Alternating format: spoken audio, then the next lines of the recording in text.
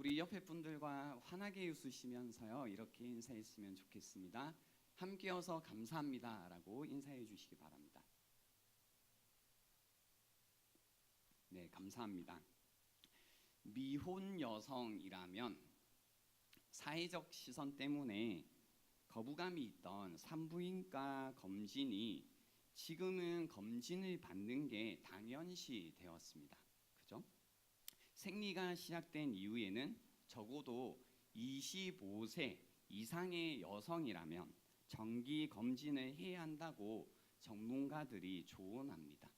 우리 여기는 우연인지 모르겠지만 다 25세 이상이시죠? 네, 마찬가지로 정신과 검진도요 점점 사회적으로 거부감이 줄어들고 있습니다.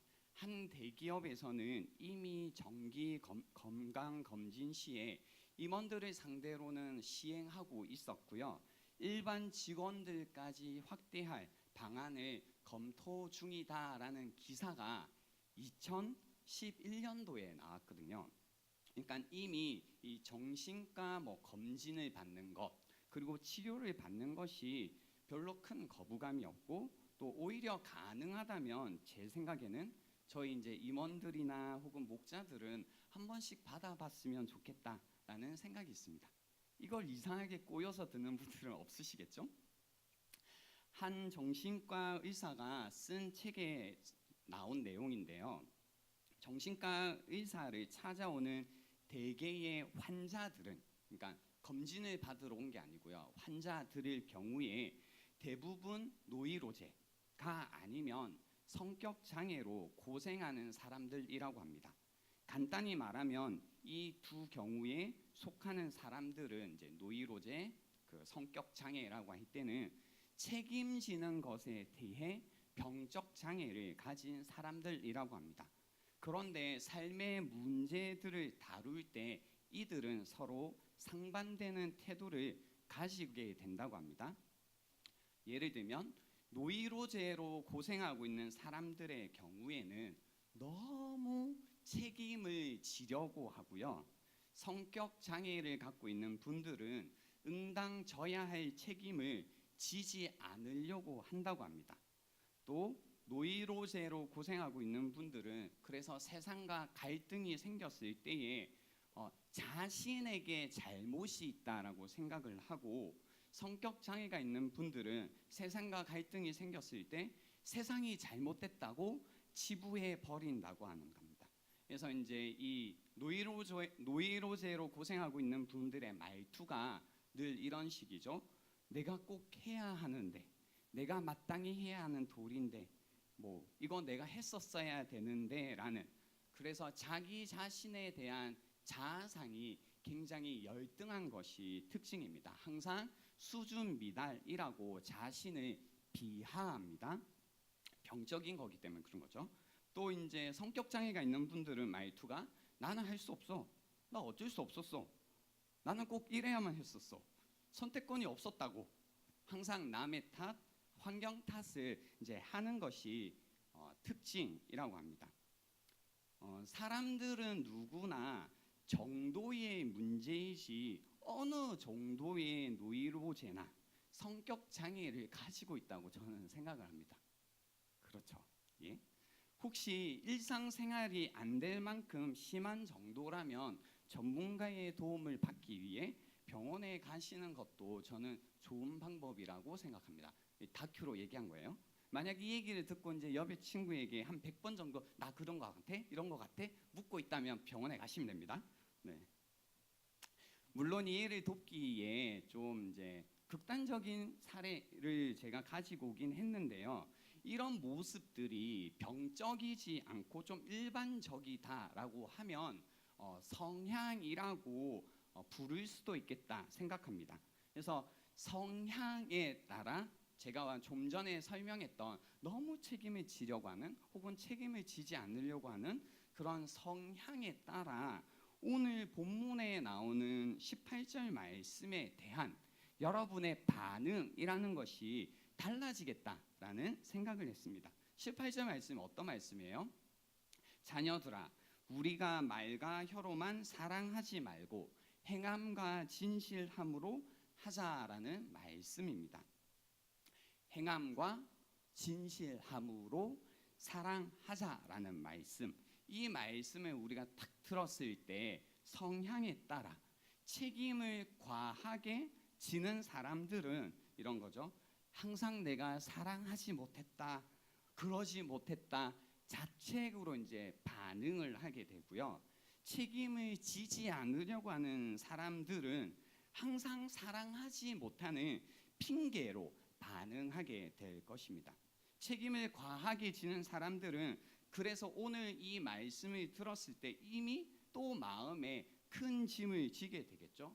나는 사랑이 없구나, 나는 부족하구나, 나는 사랑 장애구나, 뭐 이런 이제 또 자기 탓을 계속하게 되고요. 책임을 지지 않으려고 하는 사람들은 오늘 이런 말씀을 들으면 행함과 진실함으로 사랑을 하자 이런 얘기를 들으면 좋은 말씀이네. 뭐려고? 근데 뭐 내가 뭐 난 못하겠네, 힘들겠네, 아 귀찮네, 뭐 이런 식으로 이제 반응할 거다라는 생각이 듭니다. 그래서 이제 각각의 사이드에 따라 오늘 말씀이 전하는 메시지에 차이도 있겠다라는 저는 생각을 했습니다. 18절 말씀, 자녀들아 우리가 말과 혀로만 사랑하지 말고 행함과 진실함으로 하자. 19절, 이로써 우리가 진리에 속한 줄을 알고 또 우리 마음을 주 앞에서 굳세게 하리니라는 말씀입니다. 그래서 이 말씀은 우리가 말과 혀로만 사랑하지 말고 행함과 진실함으로 이제 사랑할 때에 이로써 by this 이로써 우리가 무엇을 알게 된다라고 하냐면 우리가 사랑을 할 때 진리에 속했다라는 사실을 안다라는 이야기를 하고 있는 겁니다. 그래서 그 하나님께서 기억나시나요?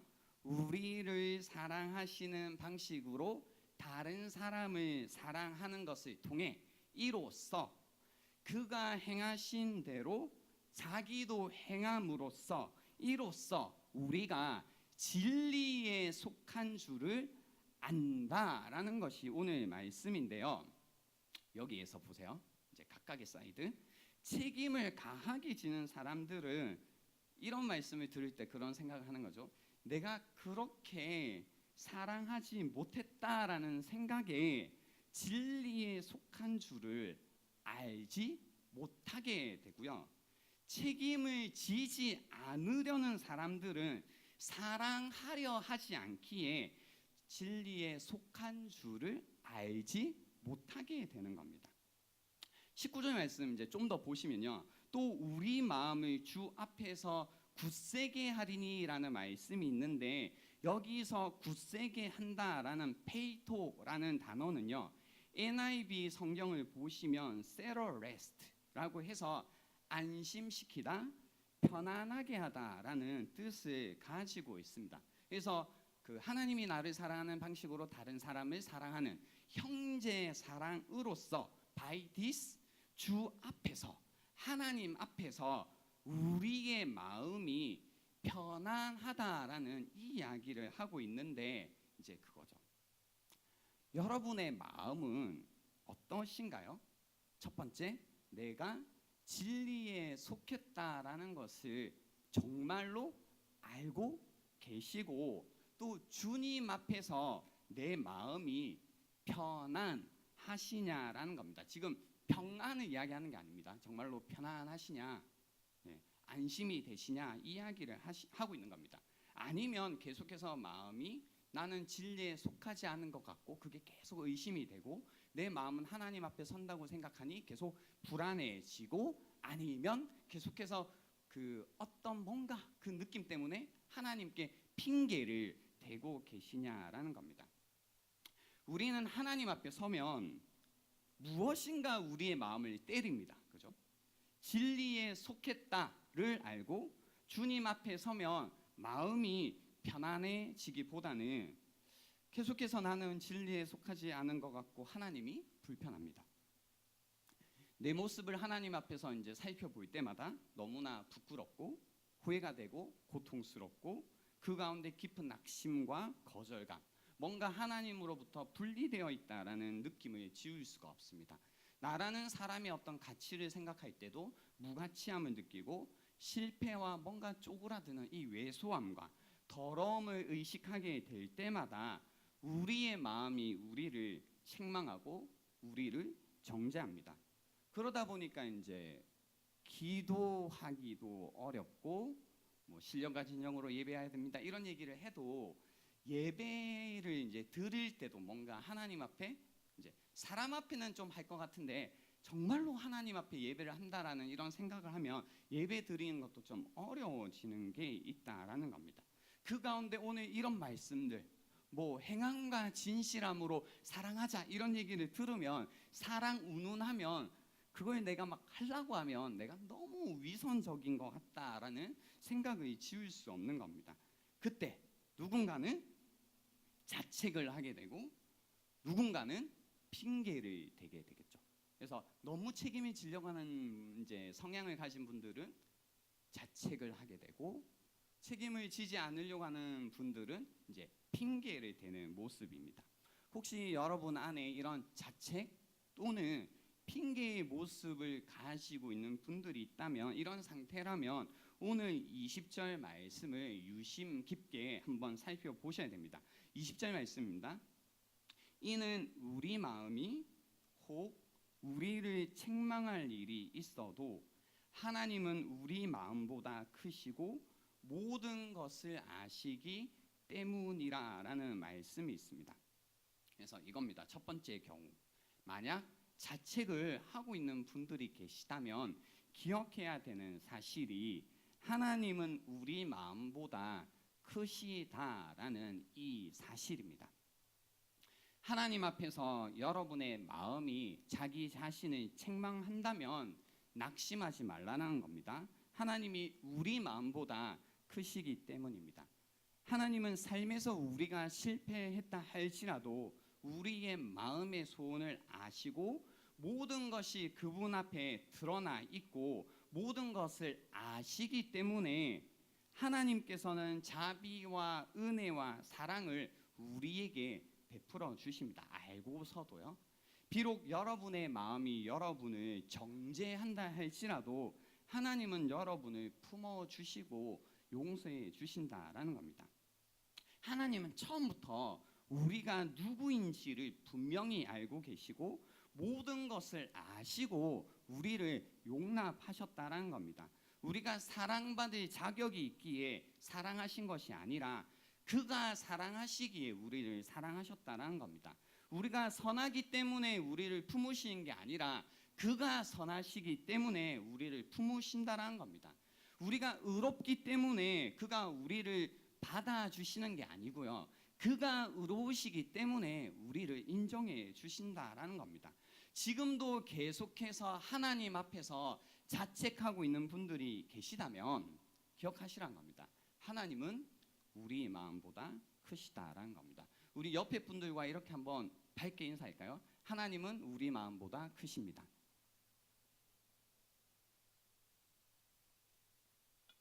그래서 하나님은 우리보다 은혜가 더 크십니다. 하나님은 우리보다 자비가 엄청 크십니다. 또 하나님은 우리보다 사랑이 겁나 크십니다. 아멘이시죠? 예, 이 은혜롭고 또 좋은데 제가 이제 또 살짝 초를 치자면 만약에 이건 이제 우리가 자책하고 있을 때 이렇게 막 들 거고요. 핑계를 대고 있다면 핑계를 대고 있다면 하나님은 우리 마음보다 크시고 모든 것을 아시기 때문이다라는 말씀이 아마 전혀 다르게 들리기 시작하는 겁니다. 이런 겁니다.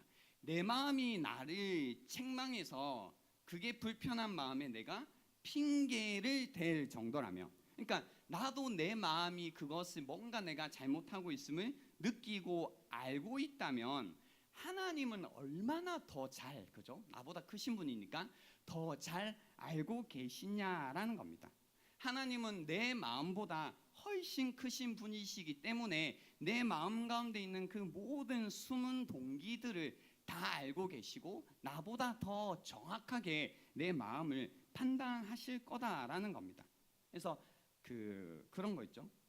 우리가 무언가를 할 때 핑계를 대고 뭐 내가 이 정도면 뭐 내가 이렇게 했는데 라고 생각해도 오늘 말씀을 통해서 하나님이 우리의 마음보다 크시다라는 것은 그거 가지고 어림도 없다라는 겁니다. 우리는 우리가 제대로 알지도 못하는 하나님의 사랑을 그래서 핑계 삼아 때때로는 이제 오히려 이런 책망의 소리를 침묵시키려고 합니다.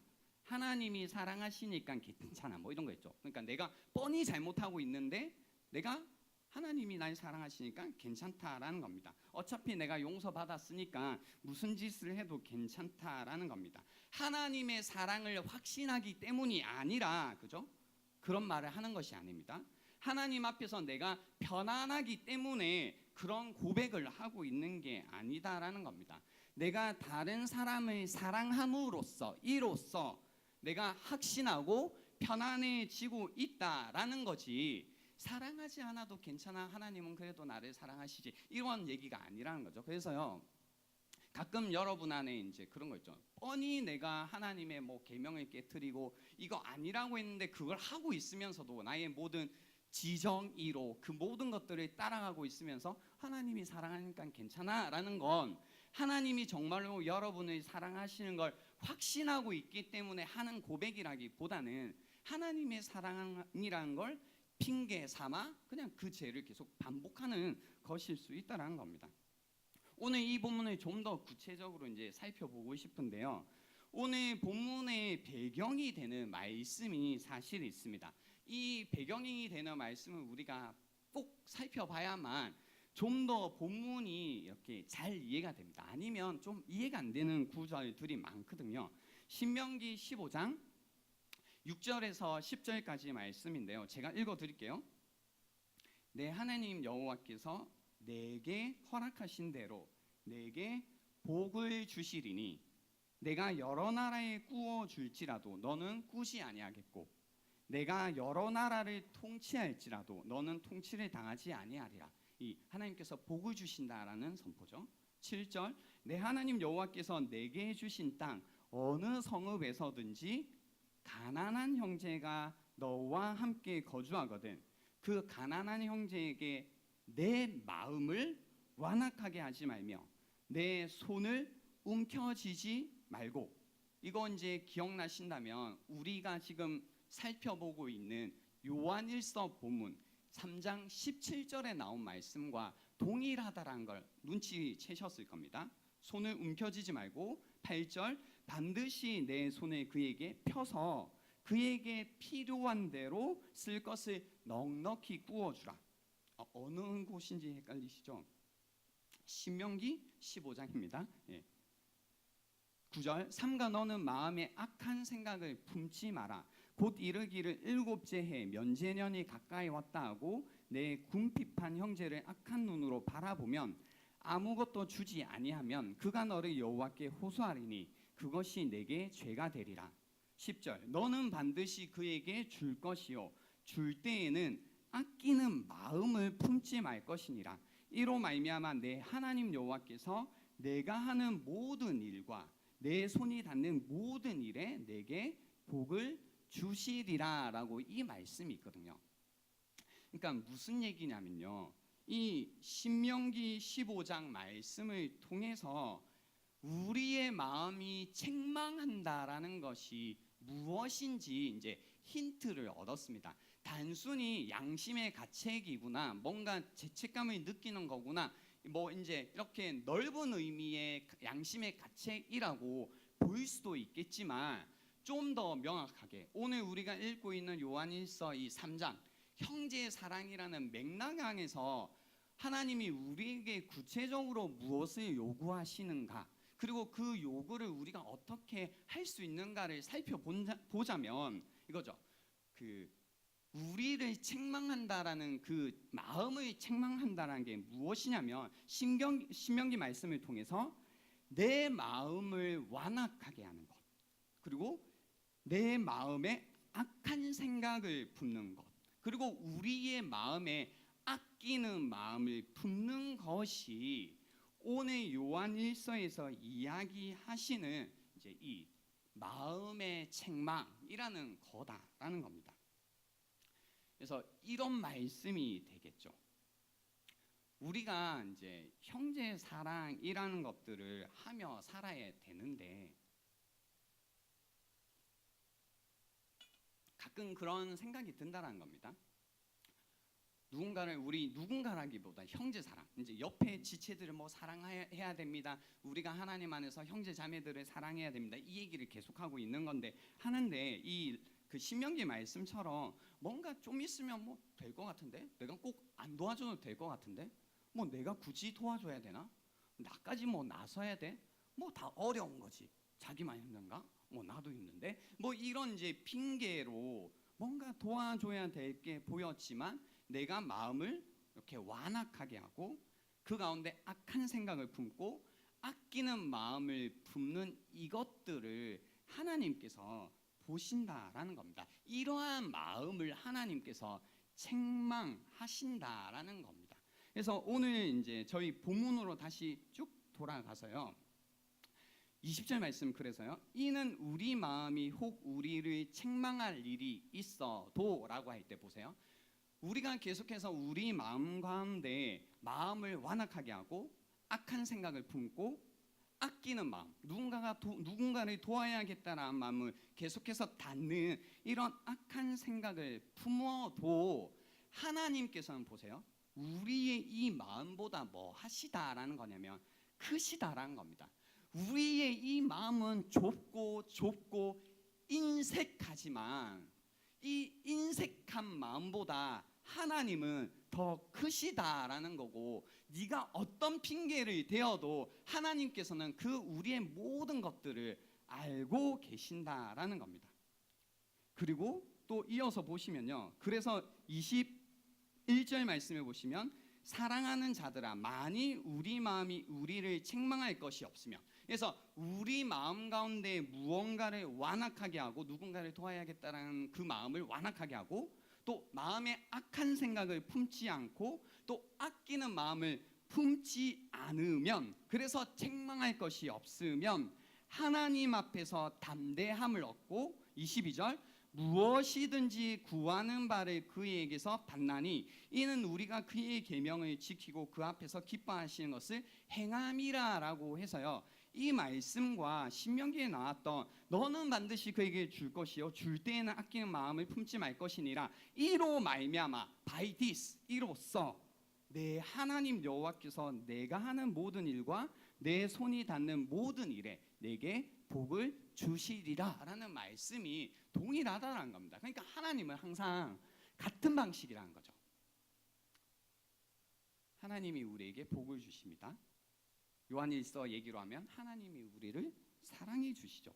그리고 하나님이 우리를 먼저 사랑해 주시고 우리에게 먼저 복을 주시고 우리에게 요구하시는 것이 너희가 받은 이 복을 하나님의 사랑을 가지고 그 마음을 닫지 말고 완악하게 하지 말고 악한 마음을 품지 말고 열어서 지지 말고 다른 사람에게 보내주라는 겁니다. 주라는 겁니다. 하라는 겁니다. 사랑 좀 하라는 겁니다. 이전에는 이 하나님의 사랑이 없었기 때문에 너희에게는 그런 능력이 없었죠. 그러니까 사랑할 능력이 없었죠. 줄 게 없었죠. 그래서 남이 나에게 주면 나도 주고 나에게 못하면 나도 못하고 미워하면 미워하고 사랑하면 사랑하던 이런 이제 일반적인 방식에서 신박한 방식 기억나시나요? 하나님이 우리를 사랑하시는 대로 다른 사람이 나를 어떻게 대하는 것과 상관없이 하나님이 나를 사랑하신 대로 사랑하는 것. 이건 이제 신박한 방법, 하나님의 방법이라고 이전에 나누었는데요. 이제 이렇게 살아가라는 겁니다. 그래서 우리에게 하나님의 사랑을 경험한 우리에게 악한 마음이라고 하는 것, 이제 우리의 마음을 책망한다라는 것이 무엇이 되냐면요. 너희는 하나님께 받은 사랑대로 다른 누군가를 사랑하고 있는가? 다른 누군가에게 여러분의 마음을, 우리의 마음을 열고 있는가를 성경이 계속해서 주목해서 보신다라는 겁니다. 그래서 이거 너희 그렇게 안 하면 죽이겠다 뭐 이런 것보다는 사실 되게 큰 뒤에 좋은 말씀, 축복의 말씀들이 있는 거죠. 하나님이 우리에게 복을 주시고 우리가 이 복을 흘려보내고 그 가운데 더욱더 많은 하나님의 복을 또 우리에게 흘려보내주시고 또 우리는 더 많은 복들을 흘려보내고 하나님의 사랑을 경험하고 이 사랑을 또 다른 사람들에게 흘려보내주고 뭔가 뭐예요? 통하죠. 흐르고 있는 겁니다. 근데 이제 우리가 사랑하지 못한다라는 것은 통하지 않는 거잖아요. 하나님의 사랑이 나만 받고 이제 막은 거잖아요. 이렇게 딱 닫은 거잖아요. 그러니까 통하지 않으니까 어떻게 돼요? 힘든 거죠. 여러분 이제 한 자리에 오래 앉아 있어 봤어요? 이제 자식이라고 하죠. 바닥에 자식이 아니고요. 좌식이라고 하죠. 이렇게 자리에 앉아 계시면 오랫동안 앉아 계시면 피가 통한다 안 통한다? 안 통하죠. 그러면 어떻게 돼요? 엄청 저리죠. 아파요. 그죠? 근데 다시 일어나면 피가 통하기 시작하면 혈액순환 막 이렇게 살아가는 것 같은데 모든 원리죠. 이거는 뭐 피가 안 통해도 처음에는 좀 마비되고 지가 되겠지만 나중에 결국 그 부분을 썩어서 잘라내야 되는 것처럼 우리 인생이라는 것도 이제 하나님의 사랑을 알고 이것이 흘러가야만 끊임없이 하나님의 사랑과 하나님의 이 복이라는 것이 우리를 통해서 흘러가는 이제 정말로 살아있는 삶이 되는데 또 우리가 옛날 방식으로 이 하나님의 사랑은 받지만 이걸 이제 쫙 닫고 그 마음을 닫고 완악하게 하고 막 아끼고 막 안에 막 이런 마음으로 이제 살기 시작하면 여러 가지 핑계로 뭐예요? 결국은 나라는 존재가 또 마비되기 시작하고 그것이 고통스럽기 시작하고 결국은 썩어간다라는 겁니다. 그렇지만 그렇지 않을 때 여기는 굉장히 긍정적으로 나와 있는데 하나님께서 이로써 우리는 진리에 속했다. 끊임없이 하나님께 내가 속해져 있구나. 하나님 막 사랑이 오는 거니까 당연히 아는 거죠. 확신하는 겁니다. 그 가운데 하나님 앞에서도 이제 마음이 계속해서 편안한 겁니다. 흘러가고 있으니까요. 편하죠. 뭐가 불편하겠어요?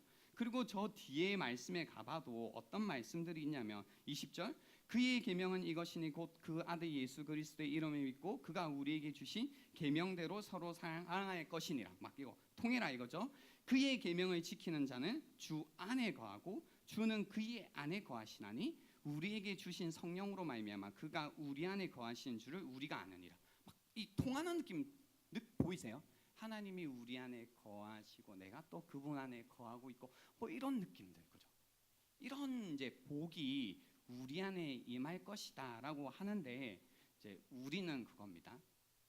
옛날에 했던 방식이 너무나 익숙하다 보니 또 옛날처럼 사는 겁니다. 또 마음을 완악하게 하고 또 뭐 그렇게까지 하면서 이제 이렇게 완악한 마음을 가지고 악한 생각을 품고 아끼는 마음이 막 있는 거죠. 그럼 나는 어쩌라고? 내가 언제까지? 나는 뭐 먹고 사나?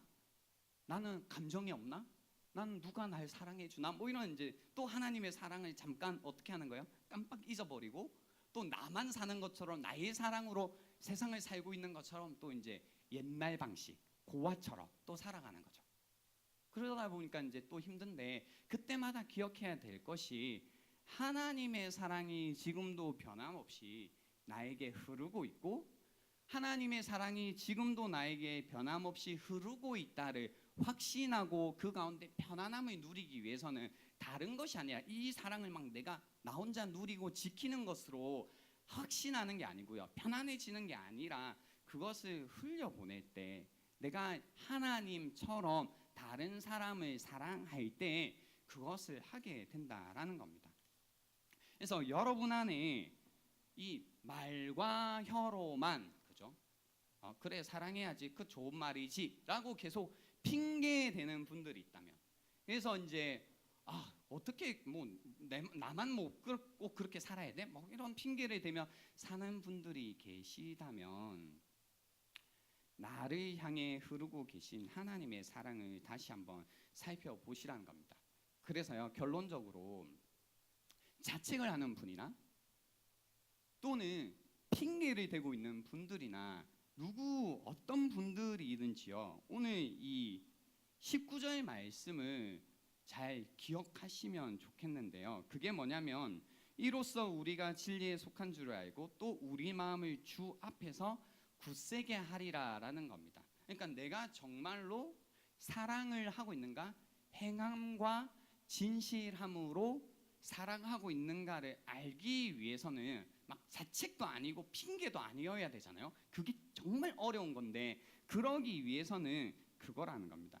주 앞에서 우리의 마음을 굳세게 하셔야 된다는 겁니다. 굳세게 하다라는 게 페이토, 제가 좀 전에 얘기했던 건데 처음 듣는 것 같죠? NIV 버전에서는 세로 레스트, 뭔가 돌아가고 있나요? 안심시키다, 편안하게 하다 라는 뜻도 있고요.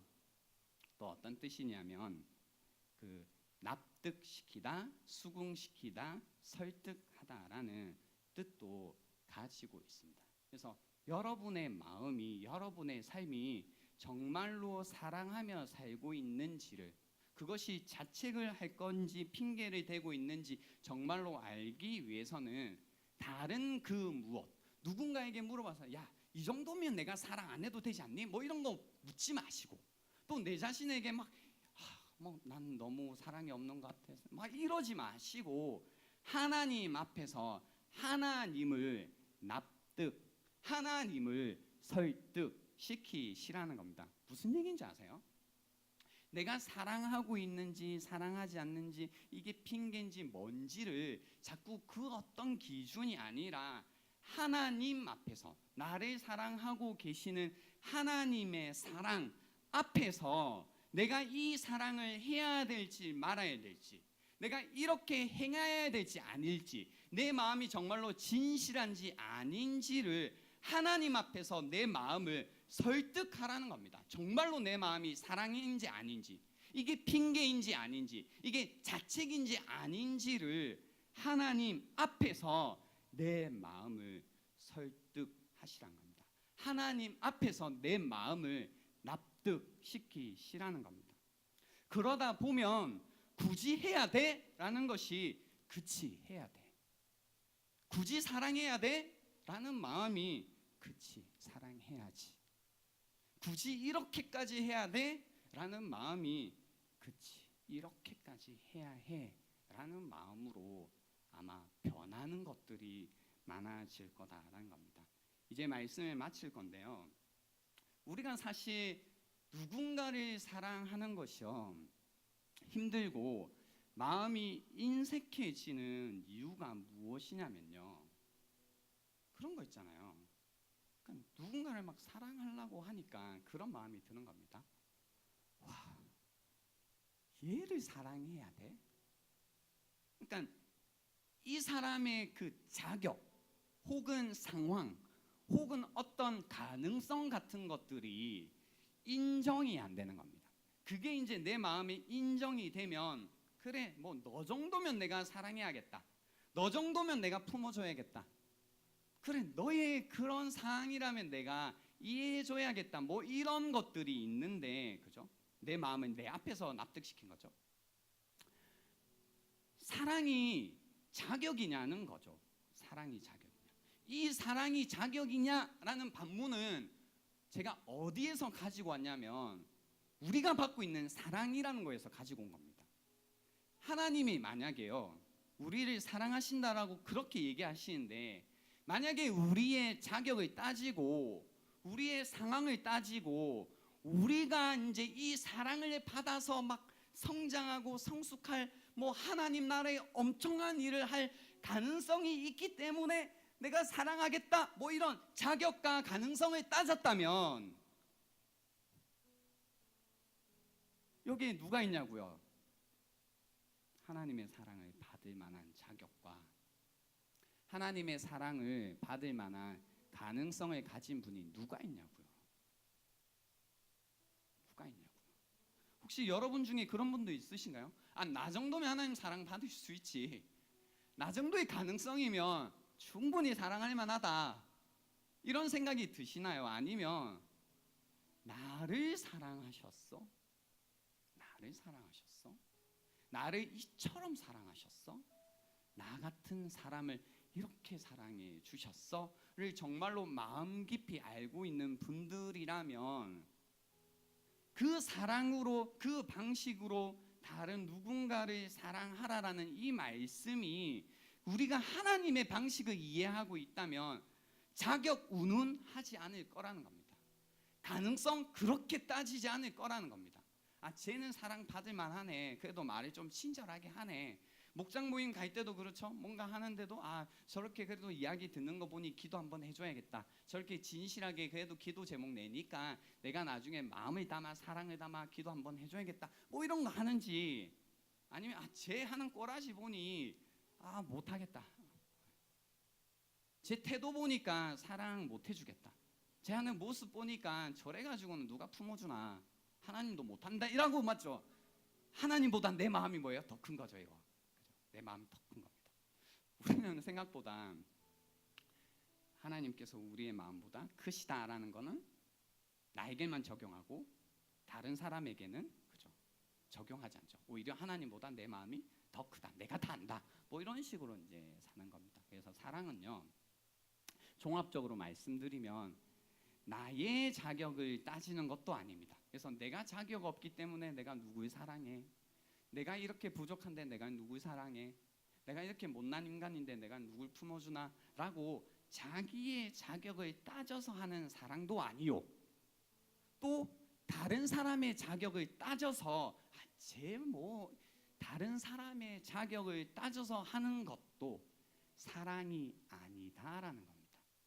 하나님께서는 우리의 마음보다 크시다라는 이 성경의 진리를 여러분 가운데 새기시고, 다시 한번 우리의 자격과 상관없이 우리를 아시고 우리를 사랑해 주시고 우리를 들으시고 우리를 도와주시는 그 하나님의 마음으로 다른 형제 자매들을 사랑하시라는 겁니다.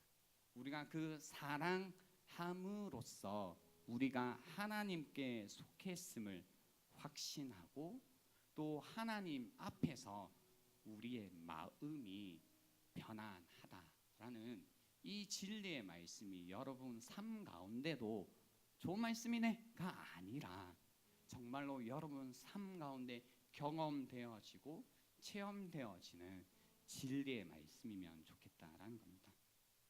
이 시간 잠시 시간을 드리겠습니다. 오늘